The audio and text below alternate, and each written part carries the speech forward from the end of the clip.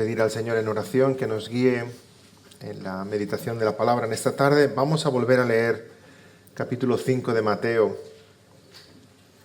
Esta primera parte de lo que llamamos el Sermón del Monte, las bienaventuranzas. Mateo 5, versículo del 1 al 12. Viendo la multitud, subió al monte, y sentándose vinieron a él sus discípulos, y abriendo su boca les enseñaba, diciendo: Bienaventurados los pobres en espíritu, porque de ellos es el reino de los cielos. Bienaventurados los que lloran, porque ellos recibirán consolación. Bienaventurados los mansos, porque ellos recibirán la tierra por heredad. Bienaventurados los que tienen hambre y sed de justicia, porque ellos serán saciados. Bienaventurados los misericordiosos, porque ellos alcanzarán misericordia. Bienaventurados los de limpio corazón, porque ellos verán a Dios. Bienaventurados los pacificadores, porque ellos serán llamados hijos de Dios. Bienaventurados los que padecen persecución por causa de la justicia, porque de ellos es el reino de los cielos. Bienaventurados sois cuando por mi causa os vituperen y os persigan y digan toda clase de mal contra vosotros mintiendo. Gozaos y alegraos, porque vuestro galardón es grande en los cielos, porque así persiguieron a los profetas que fueron antes de vosotros. Oremos al Señor. Señor, en esta tarde te rogamos que tu palabra una vez más hable a nuestros corazones, que tú quieras, Señor, darme palabras para hablar al corazón de mis hermanos y al mío propio. Señor, que sea tu Espíritu el que esté guiando nuestros pensamientos. Tu palabra sea expuesta, Señor, y salgamos de aquí confrontados, consolados, edificados, animados. Porque tu palabra es viva y eficaz y penetra hasta lo más profundo de nuestro ser. Porque tú, Señor, con tu palabra nos creaste y ahora con tu palabra, Señor, nos estás recreando de nuevo una nueva humanidad, un nuevo pueblo, una nueva nación, santa y dedicada a ti. Te lo pedimos en el nombre del Señor Jesús. Amén. Una de las frases preferidas de mi hijo Abraham, cuando le recojo del colegio y volvemos para casa, a veces me mira y dice: papá, hoy es el mejor día de mi vida. Hoy es el millor día de la meva vida. Lo que pasa es que vamos 3 minutitos andando hacia casa, ¿verdad? Y él está así agarrado de mi mano y va meditando en las cosas como han ido, y a lo mejor se acuerda de algún compañero que le hizo alguna cosa, etc. Y aprieta mi mano y dice: no, papá, hoy es el peor día de mi vida. En 3 minutos pasó de ser el mejor a ser el peor. Y da gracia en un pequeño de 6 años, pero cuando lo meditamos un poco, nosotros hacemos lo mismo, ¿verdad? Hoy es el mejor día de mi vida, hoy es el peor día de mi vida, y todo depende de las circunstancias que nos rodeen en ese momento. Nuestra felicidad es tan volátil, tan frágil, según lo que haya acontecido. Si hoy te has discutido con tu esposa, es el peor día de tu vida. Si las cosas van bien, es el mejor día de tu vida. Depende, estamos llegando a final de mes, a ver cómo está la cuenta bancaria para decidir si es el mejor día de mi vida o no. Si hace un sol radiante, si ayer ganó tu equipo de fútbol, ¿qué le vamos a hacer? Yo ayer pensaba: ¿cómo voy a predicar el domingo? ¿De qué depende nuestra felicidad, hermanos? De cómo van las cosas del día a día, de las pequeñas circunstancias que nos rodean, y decimos que somos inmensamente felices o que somos inmensamente desgraciados. Y hasta cierto punto la felicidad en las cosas pequeñas es bueno y agrada al Señor, porque hemos de reconocer que todas las cosas pequeñas son bendiciones de parte del Señor. Recordamos las palabras de Eclesiastés 5:18. He aquí pues el bien que yo he visto, que lo bueno es comer y beber y gozar uno del bien de todo su trabajo con que se fatiga debajo del sol todos los días de su vida que Dios le ha dado, porque esta es su parte. Está diciendo Eclesiastés: Es bueno disfrutar, gozarse y ser agradecido al Señor con todas aquellas cosas pequeñas de nuestro andar sobre la tierra. Así que es bueno ser felices y disfrutar cuando tenemos un corazón agradecido por nuestras familias, por nuestro esposo, nuestra esposa, por nuestros hijos, por una buena cena, por aquella música que te gusta y te alegra. Y nos felicitamos en una boda, nos felicitamos por el nacimiento de un pequeño, nos felicitamos en un cumpleaños, porque sabemos que el Señor nos ha regalado un año más de vida. Es bueno estar felices, gozosos y reconocer que todo ello son bendiciones de nuestro Padre Celestial. Pero a la vez hemos de reconocer que esa felicidad es frágil como el cristal. Es tan frágil. Hoy puede estar ahí y mañana no. Porque todas esas cosas se rompen, desaparecen, se pierden. Desde el día en que salimos del huerto del Edén, o mejor dicho, el Señor nos expulsó del huerto del Edén por nuestra transgresión, desde entonces el hombre ha estado intentando construir su propio huerto del Edén, o sea, buscar de nuevo la felicidad. Siempre, pero nunca hemos encontrado esa felicidad plena, completa, perfecta, fuera de la presencia de Dios. Fuera de la presencia de Dios, la tierra produce cardos y con dolor dará salud los hijos. El Señor ya nos lo dijo, la tierra está maldita. Fuera de su presencia no hay felicidad completa y verdadera. Y la gente sigue buscando desesperadamente la felicidad y construir el huerto del Edén por ellos mismos. Hay quienes piensan que encontrarán la felicidad plena cuando encuentren su príncipe azul. Y de momento solo han besado un sapo y no ha pasado nada.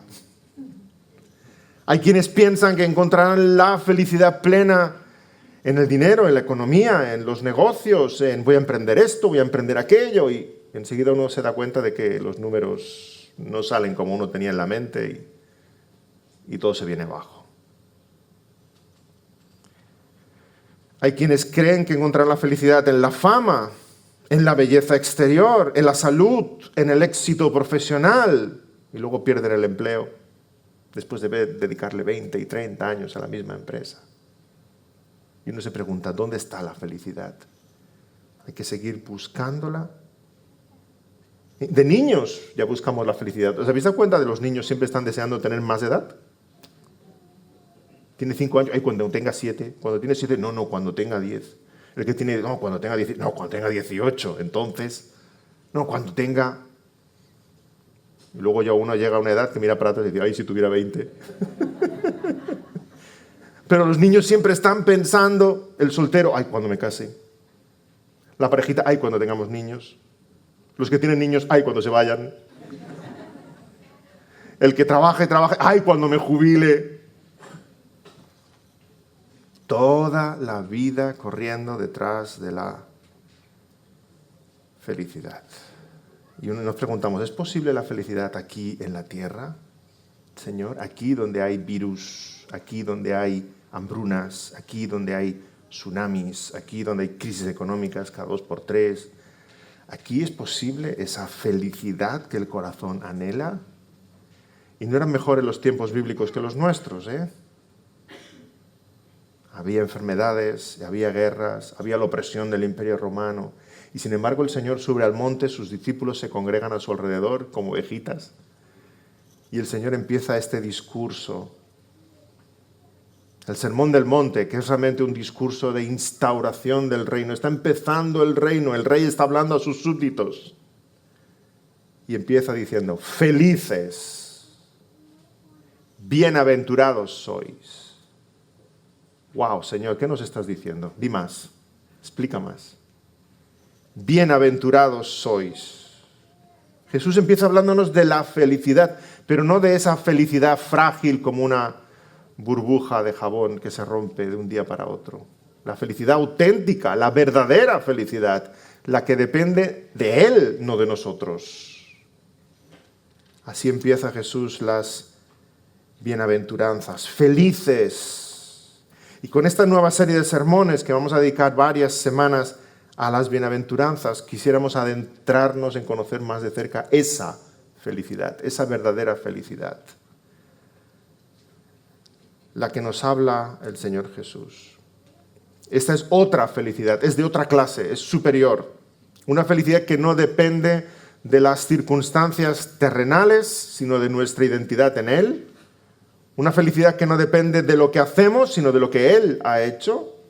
Una felicidad que no decrece en medio de la adversidad, sino que crece en medio de la adversidad. Gozaos y alegraos cuando seáis perseguidos, seáis vituperados, seáis una auténtica felicidad. Porque, queridos hermanos, amigos, es imposible encontrar la felicidad fuera de Jesucristo. Y si la andas buscando hace 15, 30, 50 años, solo la encontrarás en el Señor Jesucristo. Una felicidad indestructible, eterna, que nada puede marchitar. Lo demás son sucedáneos. Recuerdo una ilustración que escuché hace un tiempo del pastor Sugel Michelin en uno de sus sermones. Y él comparaba este tema con el hambre. Cuando tenemos hambre, necesitamos comer algo sólido, ¿verdad?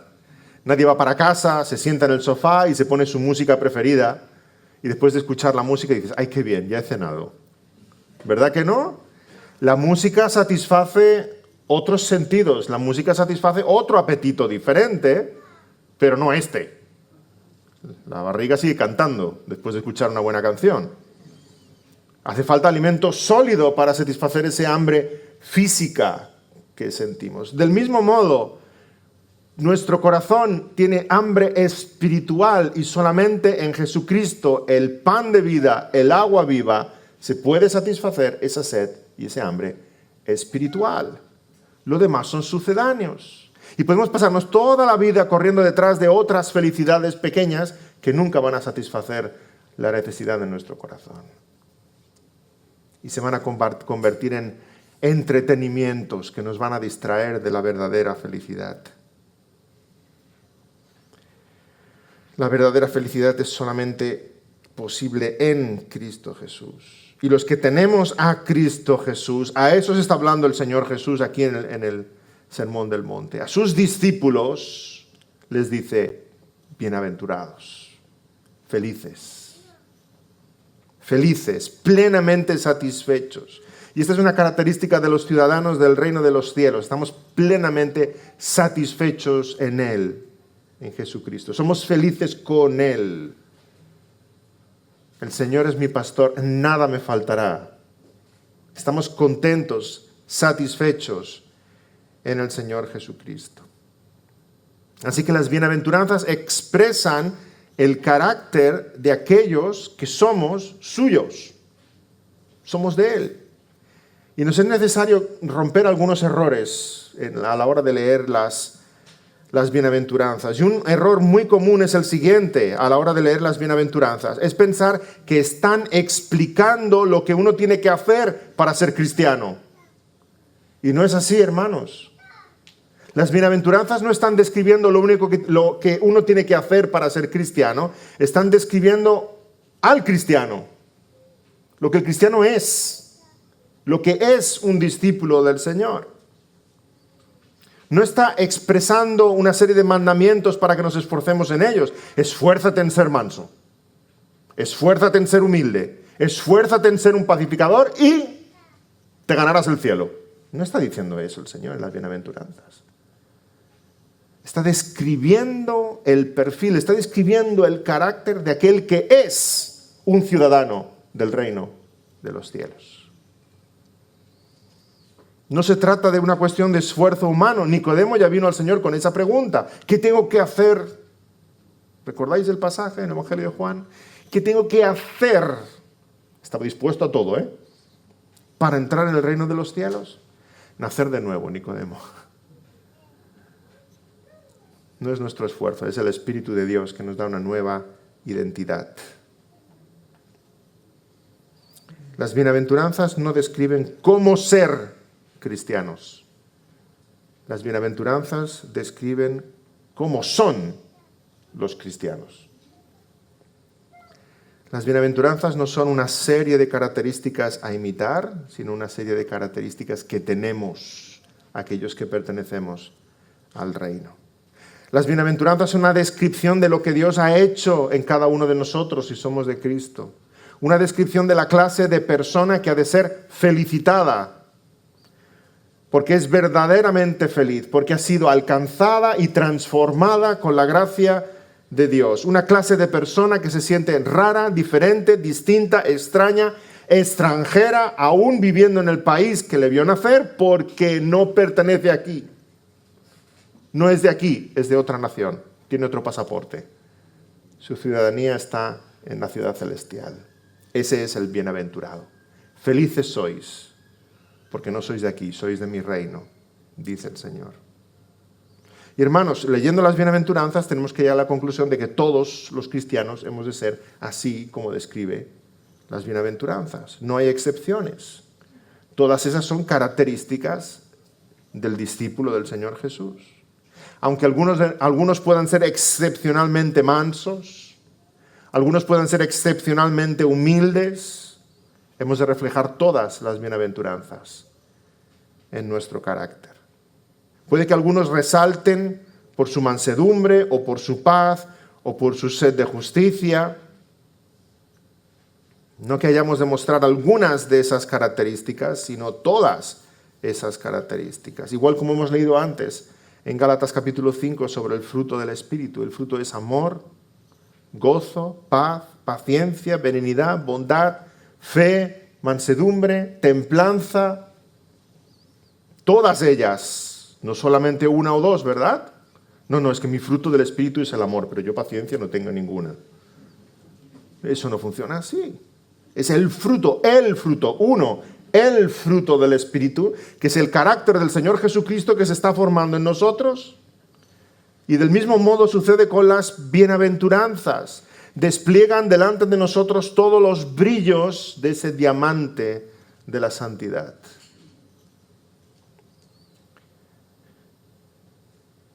Al mismo tiempo hemos de reconocer que nunca vamos a reflejar el fruto del Espíritu de una forma plena, ¿verdad? Ni vamos a reflejar las bienaventuranzas de una forma perfecta. Porque ese sería el Señor Jesucristo. Es el carácter del Señor Jesucristo el que el Espíritu está formando en nosotros. Cada vez somos más parecidos a Él. No seremos como Jesús en esta tierra, sino que estamos siendo como Jesús en esta tierra. Y seremos como Él en la gloria, cuando el Señor acabe completamente su obra en nosotros. Pero tampoco podemos caer en el error opuesto, el error de pensar que es cristiano el que se llame cristiano, aunque no veamos nada de las bienaventuranzas en él. Ese es un error tremendo. Ya sabéis que no existe tal categoría de cristiano llamado cristiano carnal, eso es un animal mitológico. No puede ser que alguien se confiese cristiano y no muestre paz, ni bondad, ni templanza, ni dominio propio, ni amor, pero soy cristiano, ¿eh?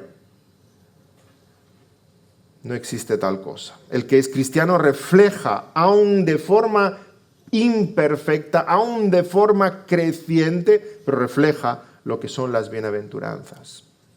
Y vamos a estar viendo en estas semanas cómo esas bienaventuranzas reflejan en nosotros la obra del Espíritu en cada uno de los creyentes. Tampoco podemos caer en el error del catolicismo romano que ha acuñado esa idea de que existe otro tipo de cristianos que son los bienaventurados, una élite.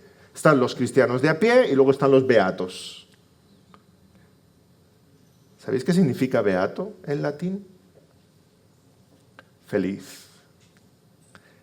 Si cogiéramos la Biblia latina, la Vulgata, y fuéramos a Mateo capítulo 5, el Señor nos dice bienaventurados, nos dice beatos. Somos nosotros los beatos.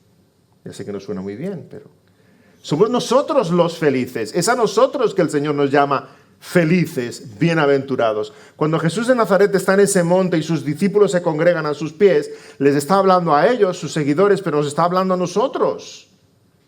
Está en nuestras Biblias, somos nosotros. Nosotros estamos, mientras leemos capítulo 5 de Mateo, estamos sentados ahí a los pies del Señor Jesús. Así que Jesucristo le está hablando a su pueblo, grande como las estrellas de los cielos, tal como el Señor prometió a Abraham. Y nos está llamando, felices sois, porque el reino de los cielos es vuestro. No existe una supercategoría de creyentes llamados beatos. Tampoco santos. Somos nosotros los santos. Cuando el apóstol Pablo escribe las cartas a las iglesias, llama a los creyentes santos, ¿verdad? A los santos que están en Filipos. Somos nosotros los santos, los creyentes en el Señor Jesús. Somos nosotros los hijos de Dios. Y habéis escuchado esta semana la polémica con esa encíclica del Papa, ¿verdad? Que llama a todos hijos de Dios, además de muchas otras polémicas. No, Francisco, no somos todos hijos de Dios. Si leemos el Evangelio de Juan, capítulo 1, que todos conocéis, versículo 12, mas a todos los que le recibieron, a los que creen en su nombre, les dio potestad de ser hechos hijos de Dios. ¿Quiénes son los hijos de Dios? Los que recibieron al Señor Jesucristo y creyeron en su nombre. No somos todos hijos de Dios. En todo caso, somos todos hijos de Adán, porque es nuestro primer padre. Y somos todos criaturas de Dios, porque Él nos ha hecho, pero no somos hijos de Dios. Somos hijos de Dios los cristianos, los que tenemos una misma fe en el Redentor, en el Señor Jesucristo. No somos todos hermanos. Los cristianos somos hijos de Dios. Así que nosotros somos los beatos, somos los santos, somos los hijos de Dios. Somos los bienaventurados, los felices. Pero existe un error más que también es muy común al leer las bienaventuranzas. Y es darle a las bienaventuranzas una interpretación naturalista. Dice Martin Lloyd-Jones en uno de sus comentarios que podemos confundir fácilmente las bienaventuranzas con una tendencia natural de la persona. Y si es así, le estamos robando todo su aspecto sobrenatural a las bienaventuranzas. Dicho de otro modo, no podemos confundir las bienaventuranzas con cualidades humanas que se parecen a ellas. Uy, mira qué manso es aquella persona y qué pacificador es. Seguro que es hijo de Dios. O peor aún, todos hemos cometido este error. Una persona tan llena de amor, tan llena de bondad, tan mansa, solo le falta Jesús. ¿Cómo que solo le falta Jesús? Si no tiene a Jesús, no tiene nada. Y es un error confundir las bienaventuranzas con cualidades humanas que uno puede estar expresando por su carácter, por su ADN, por su familia, por sus experiencias, por su historia X, pero sigue siendo humana. Solamente humana. La diferencia es sutil. Pero las aptitudes personales en todo caso dan gloria a la persona, mientras que las bienaventuranzas dan gloria al Señor que ha trabajado en nuestros corazones de una forma sobrenatural. Si entendemos que esas virtudes se pueden lograr siendo buenas personas, las bienaventuranzas están hablando de puro humanismo. Sé bueno, como dicen las bienaventuranzas, y te has ganado el cielo, chato. Pero no es eso lo que el Señor está diciendo. No está hablando de humanismo, no está hablando de virtud humana, no está hablando de tu esfuerzo, no está hablando de tu calidad como persona, de tu carácter. Podemos caer en un tremendo error. Las bienaventuranzas no son humanas, son la expresión humana de algo celestial. Son la expresión humana de algo sobrenatural. Es la expresión humana del trabajo, de la obra del Espíritu Santo en nuestros corazones. Es algo celestial, delante de lo cual estamos. No están describiendo lo que uno hace, está describiendo lo que uno es. Cuando leas las bienaventuranzas, no pienses, esto lo hago yo, no. Cuando leas las bienaventuranzas, piensa, este soy yo. Es el carácter que Dios ha forjado en mí, porque lo importante es ser, no hacer. Dejad que os ponga un sencillo ejemplo. Imaginad que llego a casa tarde por la noche y bueno, cuando papá llega a casa, qué alegría más grande que los hijos te reciban, ¿verdad? contentos, felices, con un abrazo, con un beso. Y si te traen las zapatillas, pues mejor aún. Alguno de mis hijos está por aquí, así que puede ir escuchando. Pero imagina que llego a casa y tengo un perrito, que no lo tengo, pero tengo un perrito que viene corriendo y me saluda contento, ¿verdad? Y me pega lametones y se tira encima e incluso va y me trae las zapatillas. Tú. Aunque el perrito se comporte así de bien conmigo, eso no le da el estatus de hijo, ¿verdad? No le doy mi apellido y lo pongo en el libro de familia. ¿Cierto? La diferencia no reside en lo que uno hace, sino en lo que uno es. Y el Señor se goza en nuestras buenas obras, no porque son buenas obras, porque son de sus hijos. Las buenas obras que hagan los demás no son buenas obras para Dios. Serán buenas obras a nuestros ojos, pero no a ojos de Dios. Son las nuestras, las que vienen de sus hijos, las que Él recibe como una ofrenda grata. Asimismo, el incrédulo puede hacer cosas vistosas, puede incluso intentar imitar las bienaventuranzas, pero lo va a estar haciendo siempre de su propio esfuerzo y no para la gloria de Dios. Puede intentar de forma natural reproducir aquello que el Espíritu Santo en nosotros produce de forma sobrenatural. Porque Dios ve no solo lo que hacemos, lo que somos en primer lugar. Y en esta serie de sermones quisiéramos ir viendo cada una de las bienaventuranzas y viendo ese aspecto sobrenatural de ellas, como el Espíritu cambia nuestro carácter. Las bienaventuranzas, por tanto, nos dicen que Dios puede tomar a un iracundo como Pedro, que cortó una oreja, y convertirlo en un pacificador. Las bienaventuranzas nos dicen que Dios puede tomar un orgulloso como Nabucodonosor, que levantaba el puño al cielo, y convertirlo en alguien manso y humillado delante de él. Las bienaventuranzas nos dicen que Dios puede tomar a un perseguidor de la iglesia como Saulo y hacer que esté dispuesto a ser perseguido por la misma causa que él perseguía. Y eso, hermanos, no se puede explicar con la razón. Eso es milagroso. Y ahí apuntan las bienaventuranzas, a la obra del Espíritu Santo en nuestros corazones. No puede ser explicado por la naturaleza, por la educación, por el esfuerzo personal, por la familia de donde venimos, por nuestra historia, no puede ser explicado. Dios está formando un pueblo y está cambiando sus corazones para que se parezcan cada vez más a nuestro precioso Señor Jesucristo. Porque quiere un pueblo diferente. Leemos las bienaventuranzas y hemos de asumir que Dios nos ha comprado con la sangre del Señor Jesucristo para ser un pueblo diferente. Las bienaventuranzas son la señal inequívoca de que Dios está obrando ese milagro en nosotros. Por eso el Señor nos llama bienaventurados, porque somos diferentes, somos su pueblo comprado para Él, a su servicio. Y no podemos creernos esa mentira que corre por ahí de que la iglesia se tiene que parecer al mundo para ser atractiva al mundo. No, hermanos, qué barbaridad. Si la iglesia se hace parecida al mundo, la iglesia deja de ser iglesia. Es otra cosa. Precisamente, el Señor nos ha lavado con su sangre para ser diferentes. El mundo nos aborrece porque somos diferentes, no lo puede soportar.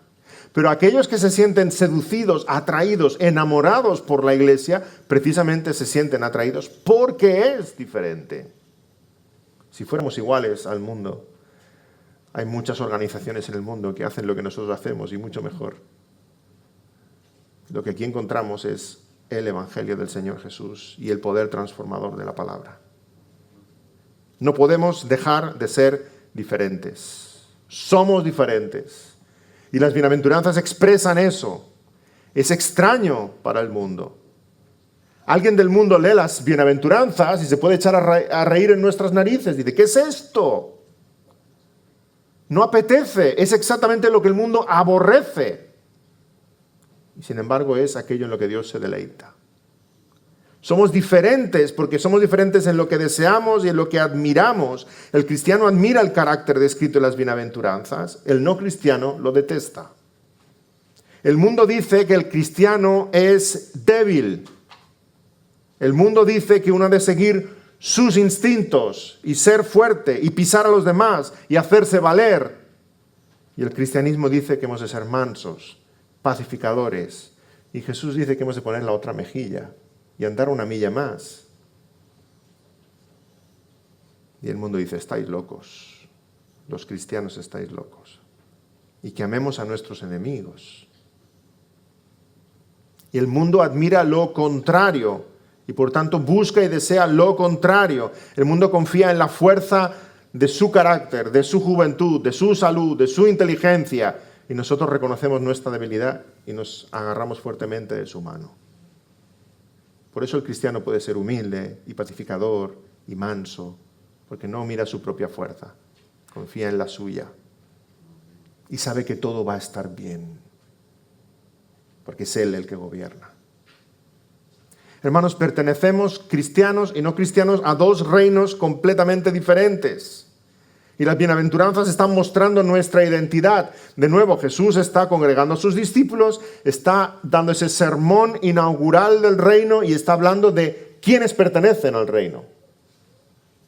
Pertenecemos a un reino diferente.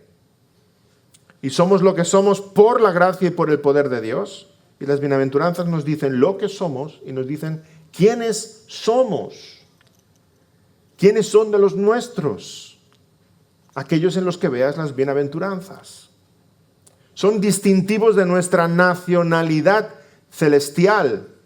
Una descripción de aquellos que son tus y mis compatriotas, que pertenecen al reino y siguen al rey.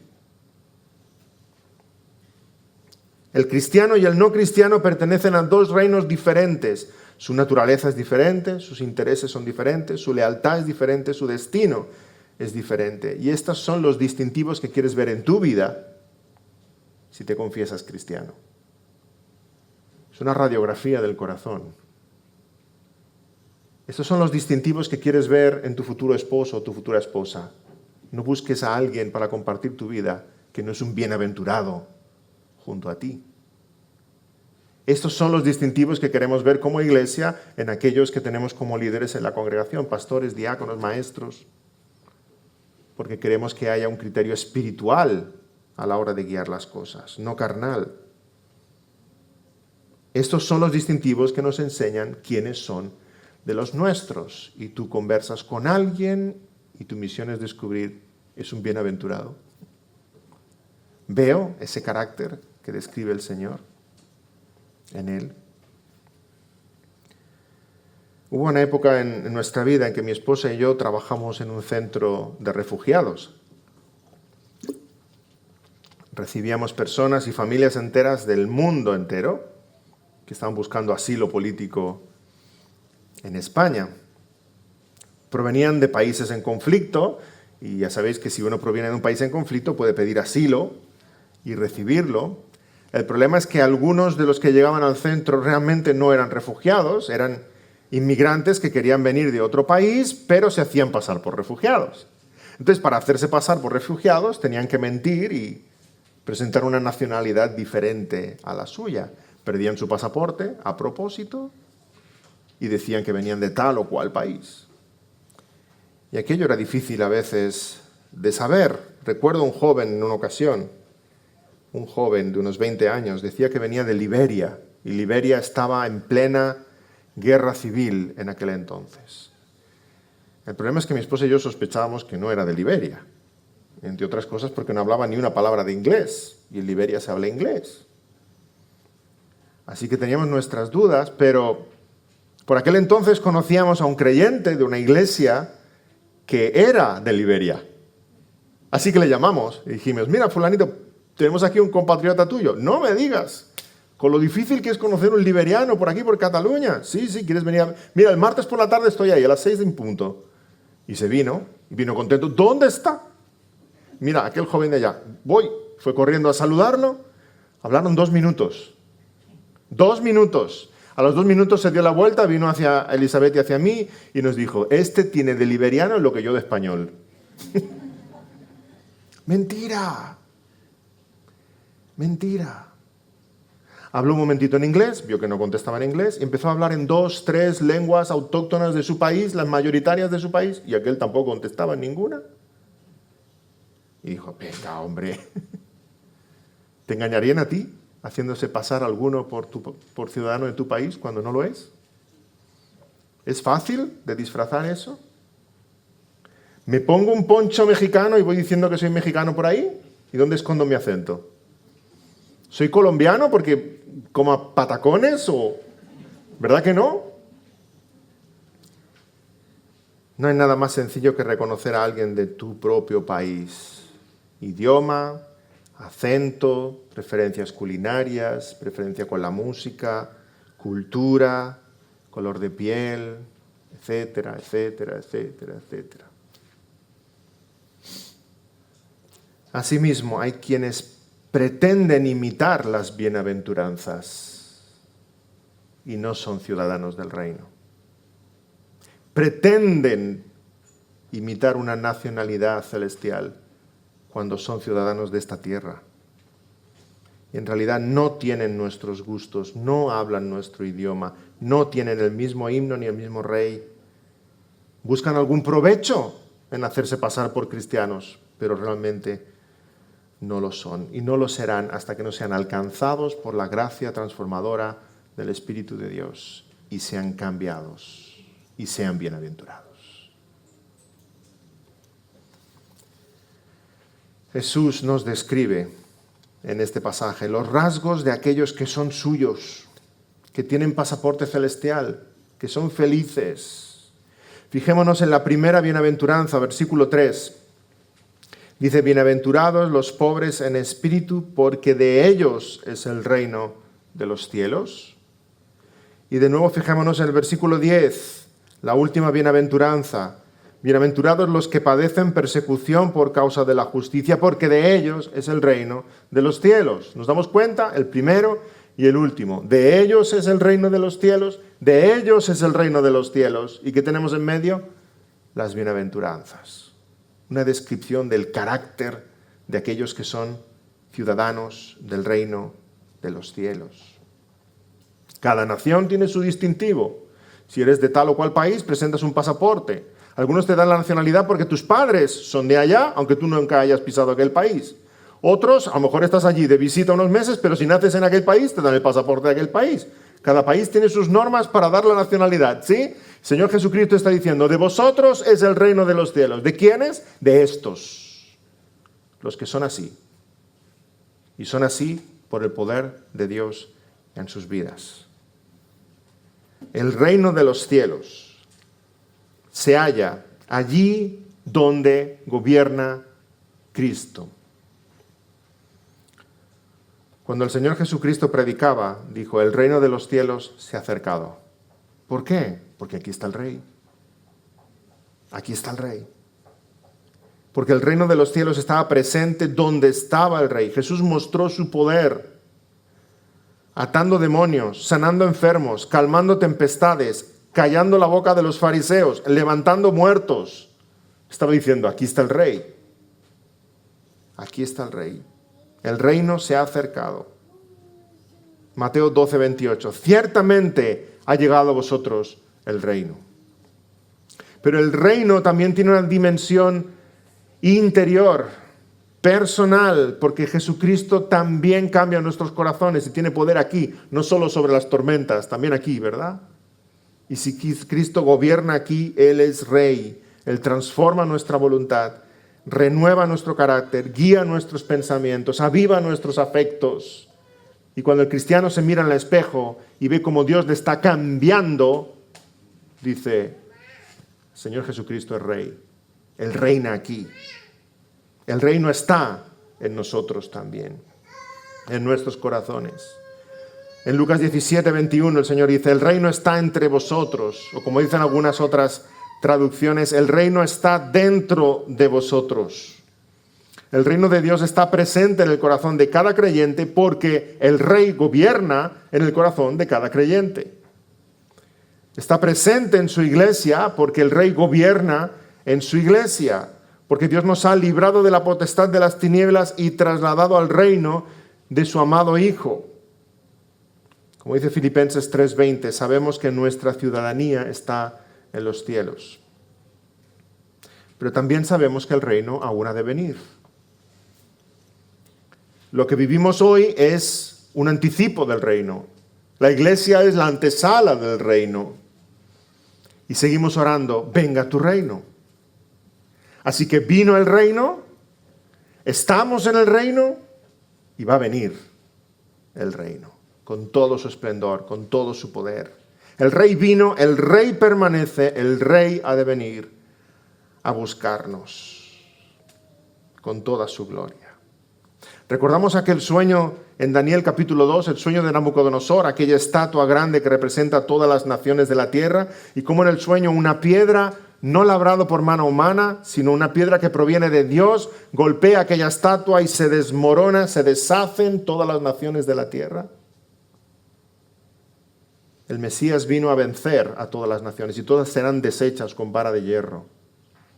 Pero dice el sueño que esa piedra empieza a crecer y se hace grande como una montaña y cubre toda la tierra. El reino que crece y finalmente lo cubre todo por completo. El reino crece de una forma imparable, como un grano de mostaza que empieza como algo pequeño y crece y se hace la planta más grande de todo el huerto. El reino crece y crecerá hasta el día glorioso en que todos doblen la rodilla delante del Señor Jesucristo. Y el reino sea perfecto, glorioso, consumado. Todos hincando su rodilla delante del Señor Jesús. Mi pregunta para ti en esta tarde es, ¿perteneces tú al reino? ¿Cuál es tu nacionalidad? No se puede suplantar, no se puede imitar.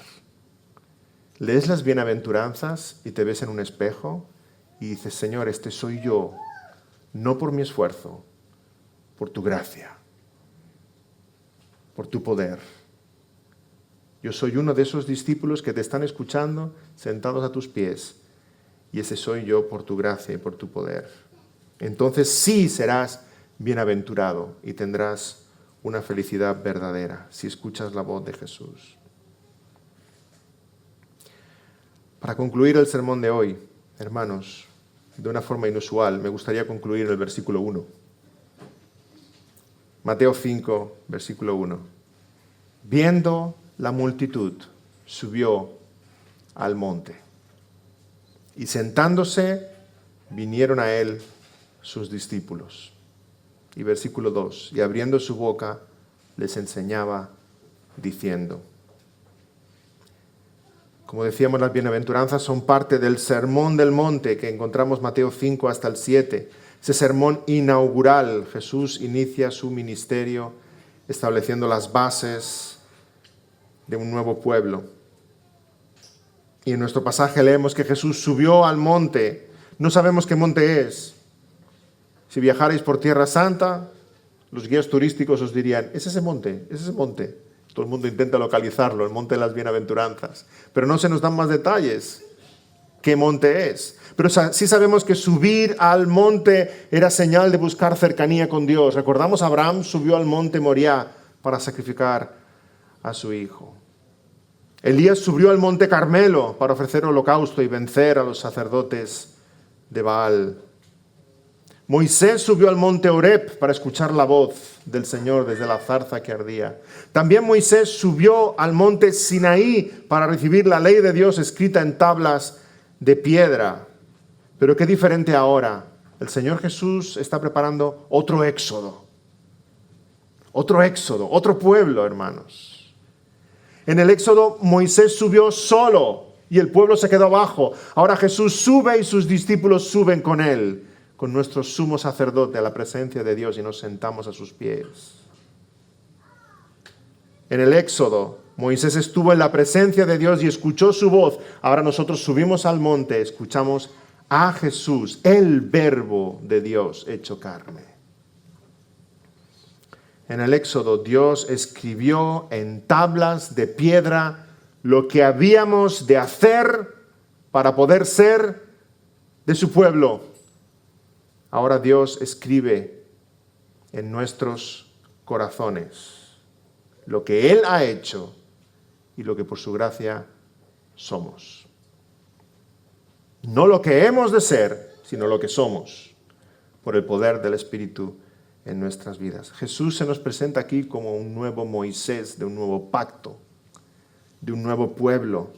Habla en nuestros corazones, convoca un pueblo numeroso como las estrellas de los cielos, un pueblo que le adora y que le sirve por toda la eternidad. Y nosotros estamos ahí sentados a sus pies, escuchando las bienaventuranzas.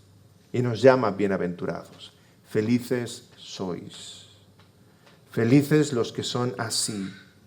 Porque a pesar de la aparente tristeza que nos pueda rodear en algunos momentos, porque nuestra alegría no depende de las cosas de cada día y las circunstancias de cada día, a pesar de esa aparente tristeza, si somos bienaventurados, gozaremos por siempre de la verdadera felicidad.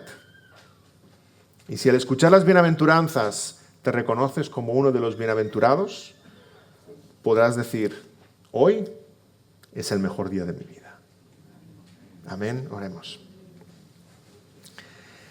Señor, gracias por tu bondad con nosotros. Gracias porque quisiste formar un pueblo. A pesar de nosotros, Señor, a pesar de nuestra torpeza, de nuestro pecado, de nuestra debilidad, de nuestra dejadez. Señor, y si tú has formado un pueblo y lo estás santificando y es un pueblo obediente que te ama, es porque tú, con tu Espíritu, nos has transformado. Tú nos has cambiado, Señor. Y somos felices, somos bienaventurados, porque podemos ver la obra de tu mano poderosa en nosotros. Señor, haznos crecer más y más en esta realidad y en esta identidad de que somos hijos tuyos. Como hijos tuyos queremos servirte, honrarte, alabarte, obedecerte. Pero necesitamos, Señor, que tú sigas trabajando en nosotros, formando ese carácter maravilloso del Señor Jesucristo. Señor, que podamos ver esas bienaventuranzas hechas una realidad en nuestra vida, más y más, ese fruto del Espíritu más y más en nuestros corazones. Señor, gracias porque en ti está nuestra felicidad y en ti tenemos verdadera felicidad. No una felicidad como la que el mundo puede ofrecer, Señor, una felicidad de cristal que se rompe, sino una felicidad que no depende de las cosas cotidianas, una felicidad indestructible, porque no depende de lo que nosotros sintamos o hagamos o digamos, sino en lo que tú has hecho. Te damos gracias por ello, en el precioso nombre del Señor Jesús. Amén. Amén.